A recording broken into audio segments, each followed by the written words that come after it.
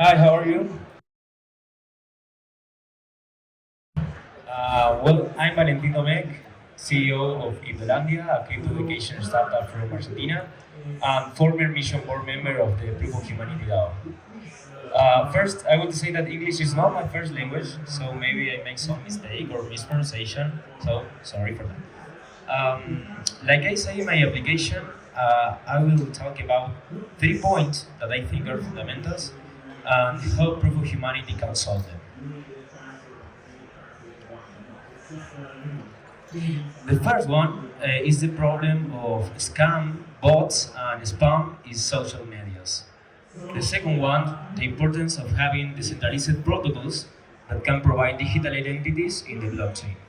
And the last one, the need for a universal basic income to help and to solve poverty in the world. To start with this, I want to do a short exercise together. If you want to follow me, please raise your hand if you haven't received spam messages on Twitter, for example. Okay. Okay. In a fast calc, maybe the 70% of the people or the 60% of people in this room haven't received a spam message on a social media, for example, Twitter. This is a huge problem. Bots are infecting social medias. The people are getting tired to blocking and reporting this scam and spam account, and it's very tired. And this problem can be solved just using the Proof of Humanity protocol. The app, or social media, you connect your wallet, and it records your account information, and that page knows that your wallet there's a human behind the computer. We have already a case of use, for example, EMHO, or I like to say EMO. It's called in my human opinion. In my human opinion, where Proof of Humanity is used to ensure that all opinions are exclusively by humans. Uh, EMO, it's a platform where only real humans can um, can leave opinions about different topics. There's one human, one account, one opinion. The second one that I will mention today, it's about government identifications. Uh, Following the World Bank statistic, more than 1.4 billion people don't have his ID or in a physical way. I mean, they don't have ID or any passport. Um, this is a huge limitation for those people. I mean, just think about it for 1 minute. You need to ID to travel, to vote, to that people can vote, that people can travel, can vote, can use credit cards, and of course they can open a bank account. And this is a whole limitation. Without an ID, you are the same as a ghost for the system. And here are a curious question, and it's why don't they have the ID? Why these people don't they have the ID? I think there are four main points that can explain it. The first one is the government inefficiency. High bureaucracy with long and slow process, poor education, and the last one, poverty. The last what I say, but not least, it's poverty. This is a world problem. Kids, women, and men around the world don't have the basic income to survive and to pay his basic needs. We are talking about the 10% of the world population, or 700 million people, or three times the Brazil population. And this is a huge number. So here is where the idea of a universal basic income comes. UBI is a token this token is streamed to your wallet when you are registered in the Proof of Humanity protocol.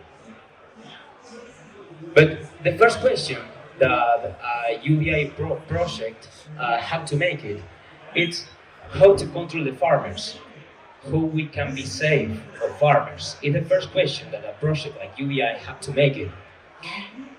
And for this, that UBI used the Proof of Humanity protocol.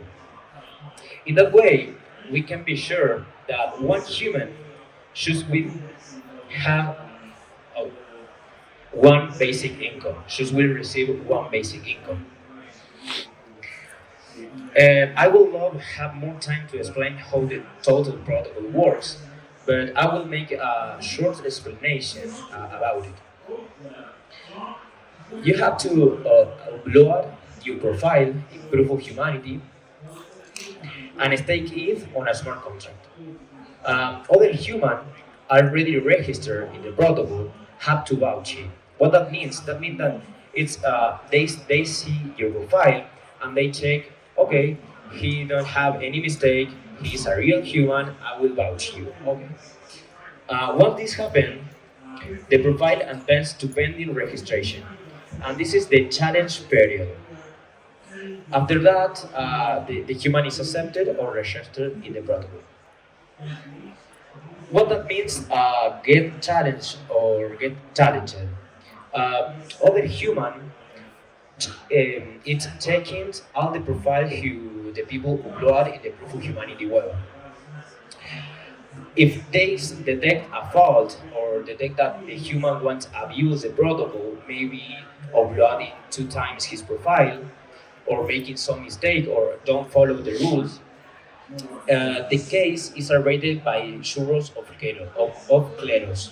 It's a decentralized justice in Web3. The jurors give a devolution of the case. If the challenger wins, take part of the initial deposit that the human put with his submission when he staked it on the smart contract. But if the challenger loses, the human can keep it with his register and be accepted in the protocol. Here are interesting question that a lot of people made, and it's why Proof of Humanity are in conjunction with a universal basic income protocol. And I think, in my opinion, that this is because they feedback each other. I mean, the protocol need incentive for the humans, and the UBI need an anti-civil attack protocol like Proof of Humanity is, to ensure that one human will receive one basic income. To end with my presentation, I want to keep an open question for us to think about it. And it's how we can make a sustainable UBI with blockchain technology. I know that it's possible, but the question is how we can make it. This is all. If anyone have a question for this, can ask me there. Thanks you for hearing me, and all of these are for the future of civilization. Thank you.